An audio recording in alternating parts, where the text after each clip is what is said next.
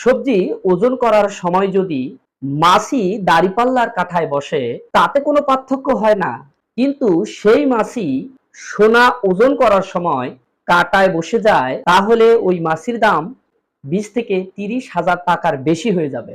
মূল্য আপনার নয়, আপনি কোথায় বসেছেন দামটা সেই জায়গার। তাই এমন জায়গায় বসুন যেখানে আপনার মূল্য আছে, দাম আছে। ফালতু লোকের সাথে বসে নিজের মাথা খারাপ করবেন না। কেউ যদি তোমাকে এড়িয়ে চলে, অবহেলা করে, তোমাকে তুচ্ছ ভাবে, তবে তার কাছে তুমি নিজের মূল্য খুঁজতে যেও না। বারবার তার কাছে নিজের মূল্য প্রকাশ করতে যেও না। তাকে তার মতো থাকতে দাও, তার কাছ থেকে দূরত্ব বাড়িয়ে দাও। কারণ তাকে তুমি তোমার সবকিছু সঁপিয়ে দিলেও তার কাছে তুমি মূল্যহীন থেকে যাবে। বরং ওই মানুষগুলোর পিছনে থাকো যে মানুষগুলো তোমার উপর ভরসা রাখে, তোমার আবেগ অনুভূতির মূল্য দেয়। পৃথিবীতে তোমাকে অবজ্ঞা অবহেলা করার মানুষ যেমন আছে, ঠিক তেমনি তোমাকে ভালোবাসার মানুষও আছে।